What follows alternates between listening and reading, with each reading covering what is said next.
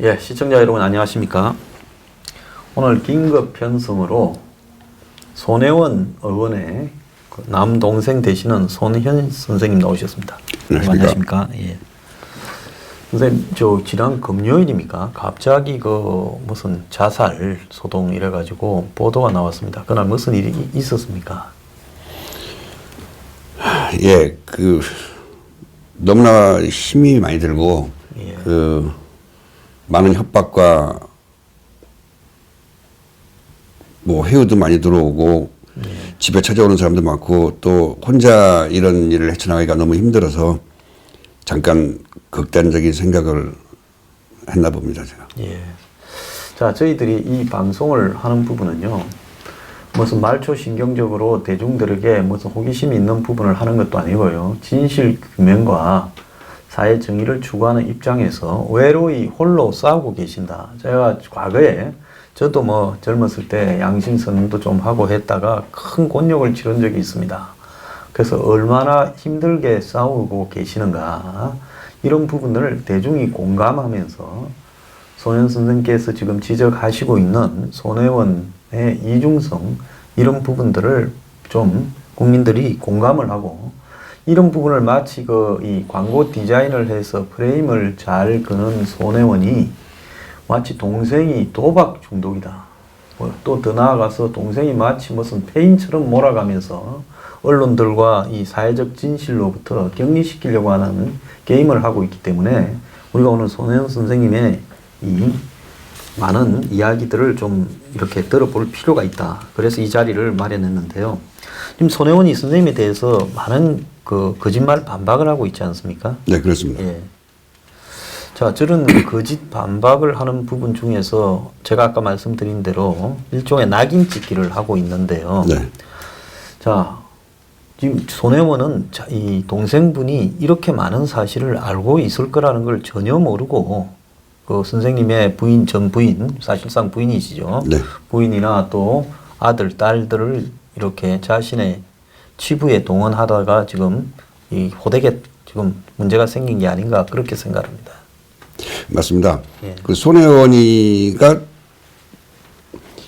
제가 이렇게 많이 알고 있고 깊이 조사를 할 거라는 생각을 분명히 못했을 겁니다. 그래서 아마 지금 엄청나게 당황을 하고 있을 건데 제가 어디까지 알고 있는지조차도 모르고 있으니까 정말 불안하겠죠. 그래서 지금 제가 얘기하는 것에 대한 반박을 전혀 하지 못하고 국민들이 보통 다 싫어하는 그런 도박 프레임에 가둬놓으려고 얘기는 하고 있지만 국민들이 정말 사실에 입각한 차명 부동산과 부동산 투기와 손혜원이의 인성에 관한 거를 봐주셨으면 고맙겠습니다. 그래서 이 자리도 정말 우리나라에서 말하는 소위 보수구 진보 언론이고 간에 아무도 손혜원이를 겁내서 그런지 몰라도 아무도 관심을 가져주지 않는데 특별히 이런 시간을 마련해 주신 우리 황 선생님께 정말 감사드리겠습니다. 제가.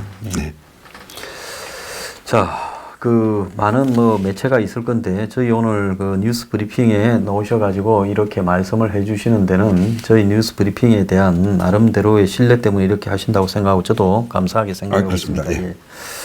자, 그래서 이 손혜원 씨가 먼저 우리가 본격적인 대화를 하기 전에 이 자신의 삶에 대한 사소한 팩트에 대해서도 거짓말을 많이 하고 있는 것 같아요. 예를 들어서 적산가옥에 살았다. 옛날에. 그러면서 대학을 다닐 때 대학에 들어오자마자 집이 망해서 아르바이트를 했다는데 제가 우리 선생님을 뵈니까 지적 역량이 대단하신 분이고요. 저도 방송하기 전에 한 시간을 이야기를 해봤는데 기억력이나 이런 부분이 보통 이상인 분입니다. 그래서 이 동생이 알고 있는 진실을 손혜원 씨는 거꾸로 써서 자기의 라이프 히스토리를 재편성하고 있는 것 같아요. 정말로 대학교에 들어갔을 때 집이 망해서 못 살아서 온갖 아르바이트를 다 했습니까? 소설을 쓰는 거죠. 손혜원, 지금도 그렇지만 손혜원이가 대학을 다닐 때가 쉽게 말하면 지금부터 45년 전 정도인데요. 그때 미대를 보내려면 지금으로 말하면 한 달에 한 5, 600만 원 정도를 쓰면서 가르쳐야만 보낼 수 있었던 시대였습니다. 예. 물론 아버님께서 사업을 좀 여러 가지를 하시고 크게 하셨기 때문에 그 부침이라든가 굴곡이 조금 있었을지 몰라도 저희가 적산가옥을 사거나 손혜원이가 아르바이트를 했다고 얘기하는 것엔 정말 실수를 금할 수가 없습니다. 그런 적도 없고요. 저희 집은 정말 부유하게 살았었습니다. 그리고 그 손혜원이가 자꾸만 아버님 얘기를 하는데 아버님을 위해서 그것도 돌아가신 십몇 년 전에 돌아가신 분을 위해서 명예회복을 위해서 아버님을 그 독립유공자로 만들어드리고 뭐 이런 얘기를 하고 있는데 실제로 손혜원이가 뭐 차마 여기서 말씀드리지 못할 내용 그 제가 인터넷에 글을 써놓은 거를 보신 분들은 이제 대강 그건 아시겠지만 뭐 내용은 모르시겠고 손혜원이가 아버님 돌아가시기 5, 6년 전부터 돌아가시는 날까지 전혀 얼굴을 안 봤습니다. 그거는 정말 이유가 있었지만 어쨌든 손혜원이는 아버님을 미워해서 돌아가시기 5, 6년까지도 얼굴 한 번 안 봤고 또 뭐 이건 뭐 일부라고 아니고 우연이겠지만 아버님이 돌아가실 때 임종은 저 혼자만 봤어요. 저 혼자 봤습니다. 그래서 제 딸을 어렸을 때인데 딸을 데리고 와서 아버님 돌아가셨을 때 할아버지 돌아가셨으니까 큰절 올리자 그러고 둘이 올렸고 그 제가 병원에 얘기를 했고 우리 어머니조차 그날이 일요일이었습니다. 여호와의 증인 회관에 가서 기도하고 있을 시간이었습니다. 그럼 나중에 이제 오셨지만 그런 손혜원이가 아버님을 사랑하고 아버님을 독립 운동하신 거를 기리고 이래서 한다고요? 그건 정말 아니고요. 손혜원이는 자기 스펙에 자기 경력에 독립유공자의 자식이라는 걸 하나 추구하기 위해서 모든 압력을 행사해서 한 것에 불과합니다. 돌아가신 아버님한테는 정말 죄송하지만 뭐 제가 얘기한 것도 아니고 이렇게 나왔으니까 말씀드린 거지만 이거는 손혜원이의 부당 압력과 청탁과 그 끝간데 없는 그 무소불위의 힘을 이용해서 좌익운동하셨던 아버님을 독립운동가로 이렇게 변화시킨 그 불법적인 행위를 밝히고자 하는 것뿐이지 정말 이렇게 말하면서도 아버님한테는 정말 죄송한 마음을 금할 수는 없지만 아마 아버님도 이해를 해 주실 거라 생각을 하고 있습니다. 예, 참, 이 본인의 그 선친에 대한 부분에 어려운 부분을 말씀을 하셨는데요. 그런데 기왕에 그 말씀이 나오셨으니까 말이지만은 국가보훈처에서 공식적으로 선정 통보를 받기 전에 이미 그렇게 되기로 알고 계셨다고요. 그럼요. 2018년 4월인가 5월인가 한 5월 정도 됐는데 저희 물론 손혜원이 측에 붙어 있는 우리 그 배다른 이모가 한 분 계신데 연락도 잘 안 하시는 분인데 그분이 제 차한테 전화가 왔습니다. 어느 날. 그러면서 하는 말이 제가 거의 똑같이 얘기를 하자면 야 돌아가신 아버지가 너희들을 위해서 큰 선물을 남기셨다. 그러면서 서류를 준비를 해라 라고 얘기합니다. 그러니까 집사람이 전화를 끊고 나서 저한테 여보 이게 무슨 얘기지? 그러고 저한테 물어봐요. 그래서 저희는 뭐라고 그랬냐면 집사람하고 예전에 이제 저희가 고향의 가평에 그 아버님이 그 땅이 있으셨던 게 있는데 그걸 못 찾았다는 얘기를 들은 게 있어서 가평에 잊어버렸던 땅을 찾았나 보다. 저희는 그렇게 얘기했어요. 잘 됐다 이거. 그렇게 얘기하고 끝났습니다. 근데 그 이후에 한 달쯤 후인가 한참 지난 다음에 저희가 그 얘기를 거의 잊어버리고 있을 무렵에 국가보훈처에서 서류가 왔습니다. 그 서류가 저희 아버님 성함이 손용자 우자 되시는데 저희 아버님이 독립유공자로 지정이 되셨다는 그런 서류가 왔습니다.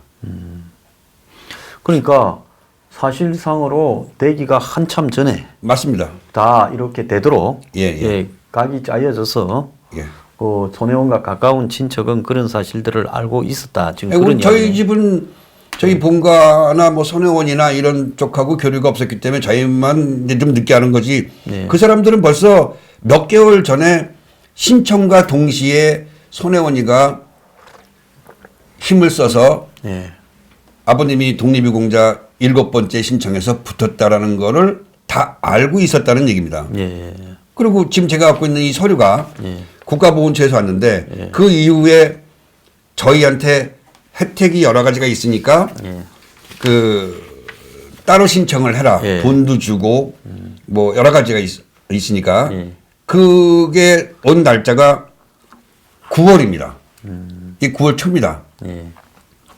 그 아버님이 지정됐다라는 거 오고 나서 예. 한참 후에 온 겁니다, 이게. 예, 예. 그래갖고 다른 형제들은 제가 알기로 한 6월경부터 이 국가보훈처에서 주는 혜택, 금전적인 혜택을 받고 있었다는 걸로 알고 있었어요. 근데 저희는 이게 손혜원이가 했었다라는 이유로 이게 작은 돈이 아닙니다. 저희 형제들 6명뿐만이 아니고 예. 저희 아들이나 제 조카들까지 죽을 때까지 평생 금전적인 혜택, 취직할 때 도움, 뭐 교통비 무료, 병원비 무료 이런 여러 엄청난 혜택을 받는데도 불구하고 저는 신청을 안 했습니다. 왜냐?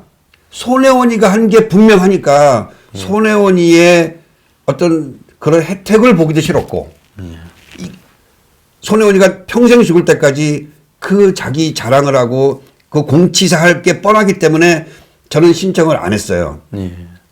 근데 집사람이 지금 목포에 가 있는 손혜원이 옆에 붙어 있는 집사람이 계속 제가 문제가 아니라 제 아들을 위해서 얘는 앞으로 살 날이 훨씬 많으니까 예. 걔를 위해서 해달라고 계속 부탁을 했습니다.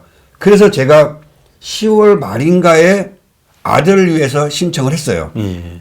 지금 생각하면 그것조차도 부끄럽습니다. 예. 근데 제가 그 증거도 있습니다. 뭐냐면 예. 제가 그거를 신청하면 금전적인 도움을 받습니다. 예. 근데 제가 그 통장을 만든 게 12월입니다. 제가 이 통장이 이게 우체국으로만 돈이 들어오는데요. 예. 제가 12월 4일 날 예. 통장을 예. 여기 만든 게 있습니다. 이게 국가 호국 보훈 지킴이 통장이라는 건데 예. 이거를 만들어서 제가 12월 달에 만들었습니다. 예. 그러니까 그리고 2018년에는 한 번도 돈을 받거나 그러지 않았습니다. 예. 근데 매달 15일 나오는데 1월 15일 날 한 번 나와서 그거는 지금 통장에 들어 있습니다.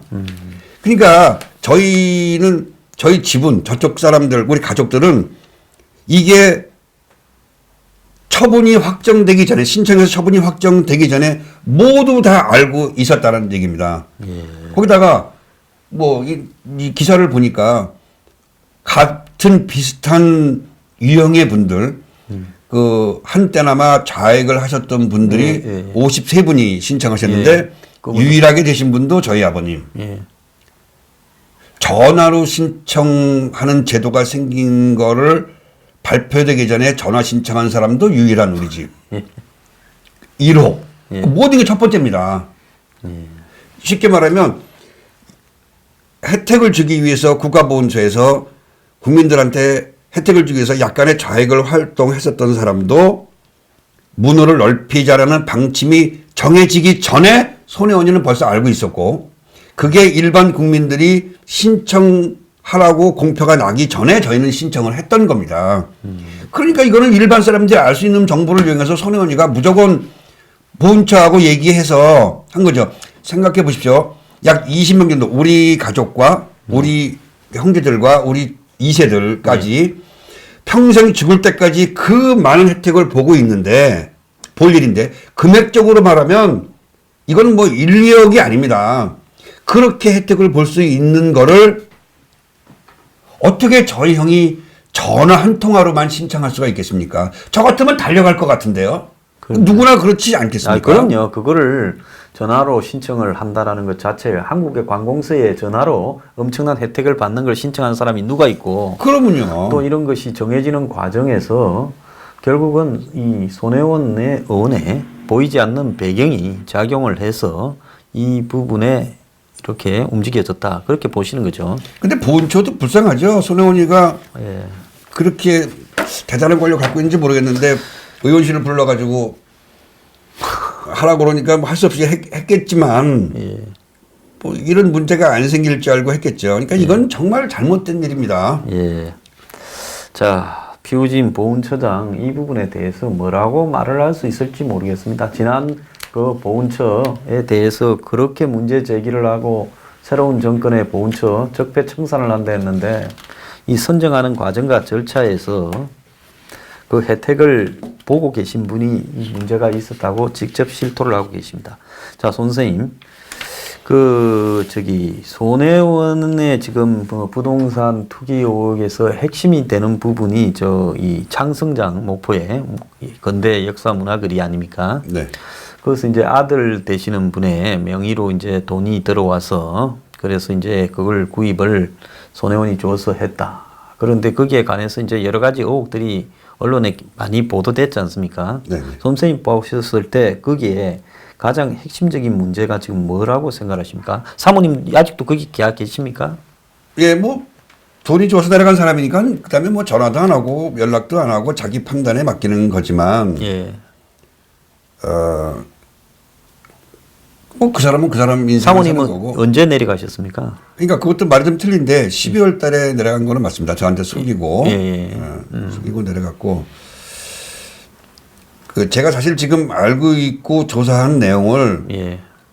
어느 선까지 공개를 하느냐를 고민을 많이 하고 있습니다. 예. 근데 오늘 이 자리는 황 선생님이 정말 예. 특별하게 자리를 마련해 주셨고 그래서 예. 제가 그래도 수위를 조절해서 손혜원이가 또 혹시 모르잖아요. 또 예. 개과천선 할지 뭐 사람은 안 변하는 거니까 뭐 예. 그러겠지만 자기 스스로 옷을 벗고 네. 검찰 조사 뭐 성실히 받겠다 그러면 더 추가 폭로는 안 하겠지만 오늘은 제가 그 차명 손혜원이의 차명을 13개를 더 찾았습니다. 그러니까 13개를 공개를 하는데 그 전에 손혜원이한테 마지막으로 제가 좀 말씀하십시오. 손혜원이한테도 얘기를 하고 예. 그리고 손혜원이 측에서 그 사실에 입각한 발표 이런 폭로들에 대한 반론을 못하고 제 인신공격만 하는 것에 대한 거짓말을 일관하기 때문에 그것을 약간 반박을 하고 그다음에 결정적인 부동산을 공개하겠습니다. 예, 하십시오. 아까도 말씀드렸다시피 손혜원은 지금 제가 어디까지 조사를 하고 어디까지 알고 있는지를 모릅니다. 예. 저도 제3의 피해자가 생기는 게 싫기 때문에 손혜원이에 국한된 거에 하나라고 하고 있는데 사실은 제가 지금 이러고 있는 이유는 저희 집은 손혜원이에 의해서 난도질을 당했습니다. 아들은 아들대로 딸은 딸대로 처는 처대로 집안은 깨졌습니다. 근데 뭐 지금 다시 뭐 깨진 항아리를 붙일 수는 없지만 제가 바라는 건 제 아들만이라도 지금 22살입니다. 거기다가 2월생이기 때문에 21살이나 마찬가지인데 그런 어린 아들이 손혜원이 근처에서 엄마가 있기 때문에 내려갔지만 당분간 손혜원이의 거짓말을 알고 이 방송 같은 걸 보고 또 다른 매체들을 좀 보면서 올라와서 그냥 엄마 아빠도 생각하지 말고 그냥 학업을 계속 이어나가 주기를 정말 그 하나만 바라는데 지금 창성장에 내려가 계신죠. 예, 그렇습니다. 정말 이런 진흙탕에서 제 아들만은 건져내고 싶습니다. 예. 그리고 손혜원이도 진짜 그 어울리지 않는 격에도 안 맞는 그런 국회의원 옷 벗어버리고 집으로 돌아가서 이제는 여태까지 평생 안 해봤던 좀 살림도 좀 배우고 네 남편 밥도 좀 해주고 네 손으로 그리고 너 좋아하는 돈이나 벌면서 그냥 살기를 바랄 뿐이니까 잘 생각하시길 바랍니다. 선동열님이나 신진희님이나 김태훈님 같은 그런 분들한테 그 표독스러운 얼굴을 지었을 때를 기억하실 겁니다. 그게 평소의 손혜원이의 표정입니다. 정말입니다. 그러니까 앞으로는 이제 사람들을 상대로 미소 짓는 법도 좀 배우고 보통 사람들이 어떻게 사는지 그런 것도 좀 배우면서 평범하게 살기를 바랍니다. 사실 65세 할머니의 목숨 따위 같은 거는 국민들은 관심이 없을 거예요. 그리고 또 모든 재산은 다 차명으로 돌려놨고 지금 값 나가는 자개장 같은 거는 현금으로 팔기 혈안이라고 얘기 들었는데 무슨 의미가 없어요. 그러니까 더 이상 취한 꼴 보이지 말고 그냥 제가 더 심한 폭로를 하기 전에 그냥 잘 결정을 하는 바람이 있습니다. 그 손혜원이는 2017년 8월에 인터뷰하기를 이건 뭐 매체에 다 나온 거니까 서울 사람들의 투기를 막아야 된다 그러면서 목포 사람들에게 부동산을 팔지 말라고 공공연히 얘기하고 다녔습니다. 근데 그때부터 그 이후까지 정작 본인은 차명을 이용해서 다 부동산 매입을 하고 다녔습니다. 그 안에 2017년 9월에 제 아들 이름으로 두 번째 부동산을 또 산 것도 나왔고요.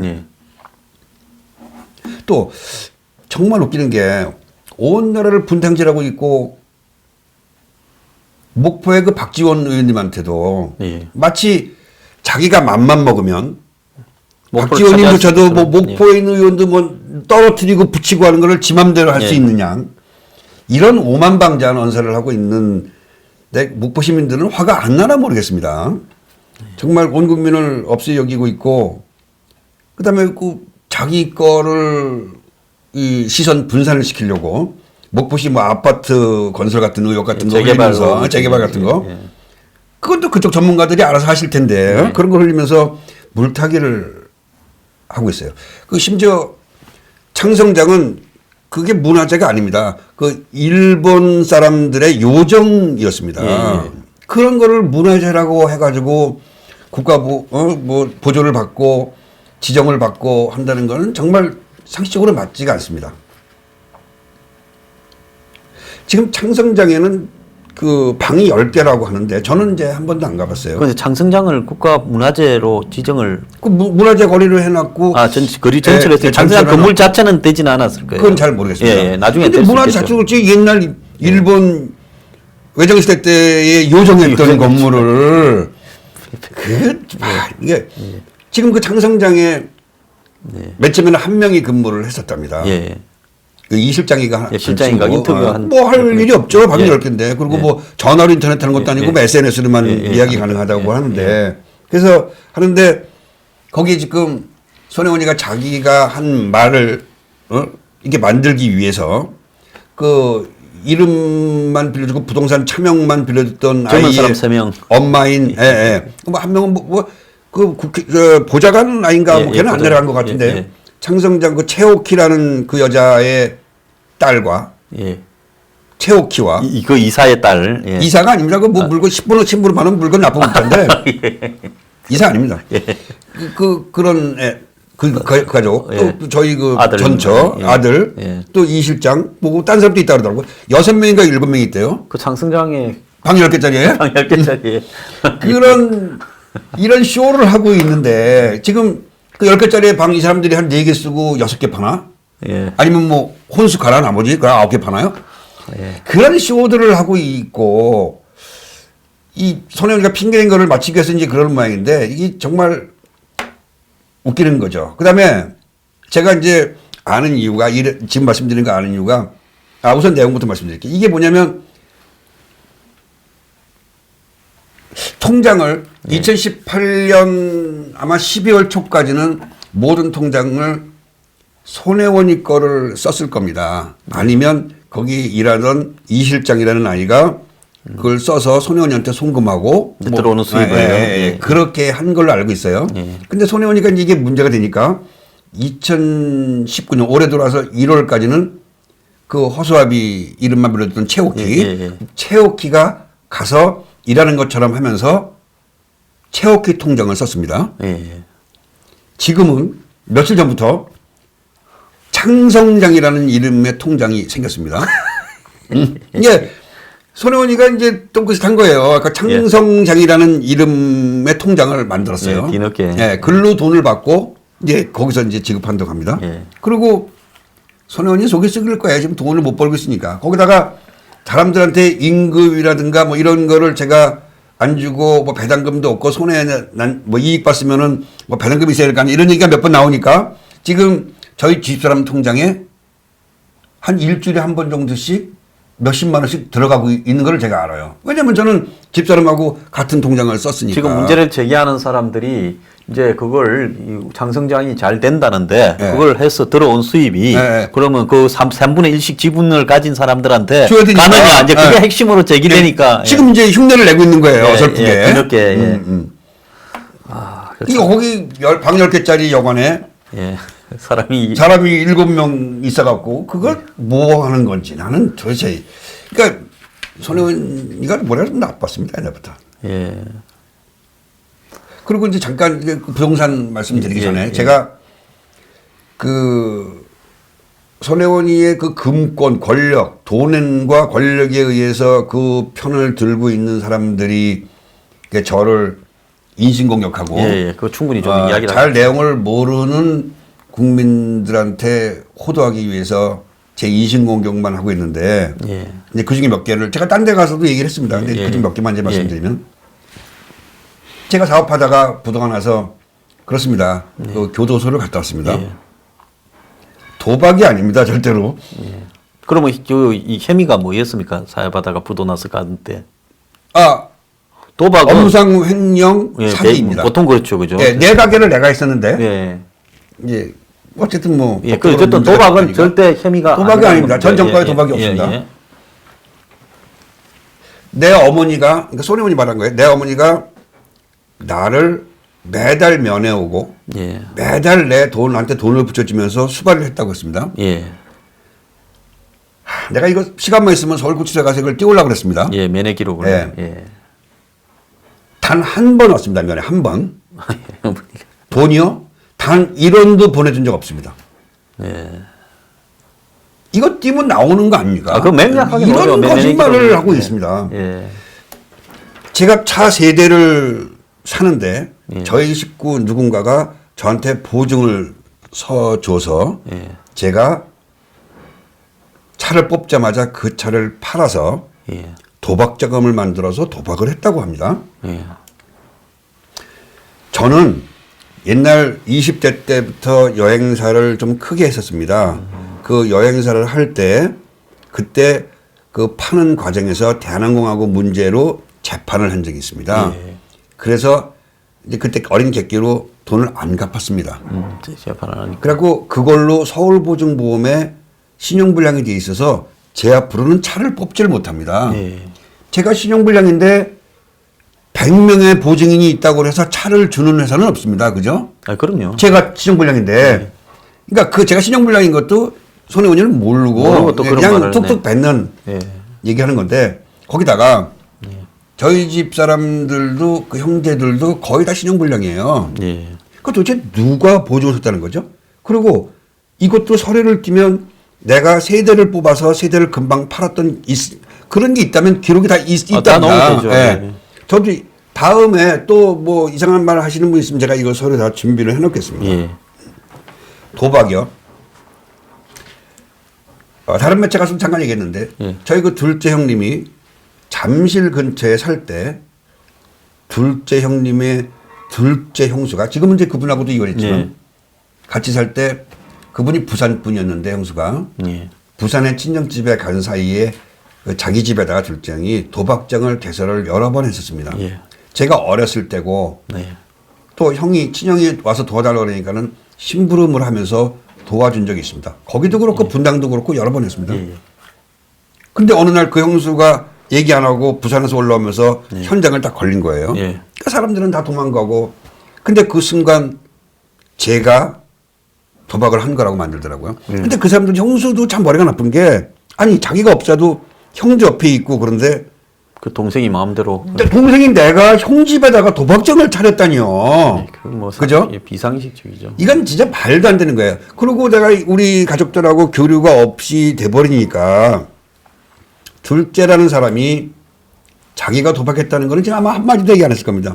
나한테 자기가 했던 거를 시작이. 마치 내가 한 양, 예? 예. 이렇게 효순합니다. 그 도박은 한번 배우면 못 끊는데 손 선생님이 저도 도박을 친구들하고도 야, 지금 예를 들어서 만약에 그때 그렇게 도박을 했다면 그 이후에도 뭐 도박을 해서 그럼요. 문제가 되거나 지금도 도박장을 다니다거나 드나들거나 무슨 뭐 그런 정가가 게 있어야 될 거 아닙니까? 예, 제가 예, 예. 정말 운이 좋아서 평생 손혜원이 말대로 상습 도박을 몇십 년을 했는데 도박 전과가 하나도 없을 수가 있나요? 자, 이 방송 보시는 분 중에 우리 손현 선생님하고 상습 도박을 한 분 있으면 저희 연구소에 이야기를 하세요. 그렇죠. 그러니까 뭐 고스톱 치고 뭐 어린애들 그러면 어렸을 예, 때 그러면 친구들하고 논 거는 누구나 할 수 있는 그럼 거 그 정도 아닙니까? 누구나 하죠. 저도 합니다. 예. 자, 그다음에 아까 말씀드렸다시피 아버지 명예에 예. 관한 거. 이거는 정말 죄송하지만 아버님 돌아가시기 전에 제가 알고 있는 게 5, 6년 이상일 겁니다. 아버님이 이제 돌아가시기 전에 좀 고생을 하셨는데 그 어머니의 천대를 받고 예. 손혜원이는 얼굴도 안 봤어요. 예. 용돈도 안 줬어요. 제가 그때 이제 직장 다니고 그럴 때니까 사업하고 그럴 때니까 가끔 가서 뵈면 아버님 용돈도 드리고 이제 그랬지.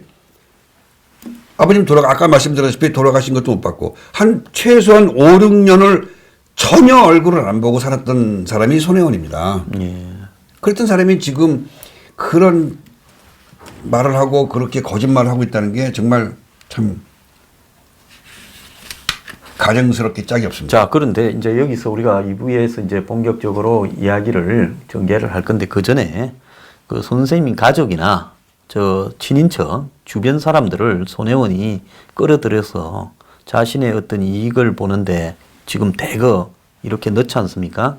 그 구조에 대해서 한 번만 좀 이야기를 해 주시죠. 지금 방송하고 있는 건가요? 예, 방송하고 있습니다. 예. 그런 어떤 구조를 말씀하시는 거예요? 아니 그러니까 지금 손 선생님의 아들님, 따님, 그다음에 사모님이 지금 또 손혜원을 위해서 끌려 들어가서 일을 해오고 있지 않습니까? 또 그런 사람뿐만 아니라 무슨 재단에 관련되는 사람, 또 무슨 손혜원의 물건 파는 낮은 칠기 파는 사람, 자관 보좌관 등 엮이기만 하면 그 사람들에게 전부 다 이 뭡니까 자기가 이런 이 집을 사거나 이런데 차명 구조 속에 다들 역할을 분담을 시키면 저 사람 좀 상습화된 겁니까? 왜 저렇게 하죠? 자기 거짓말을 숨기기 위해서 그냥 나오는 대로 뱉는 것 같은데 예. 제가 이제 부동산 추가로 나온 것부터 시작해서 예. 그거 다 말씀을 드리겠습니다. 예, 자 그러면 그거는 저 2부에 하도록 하겠습니다. 예, 예. 예.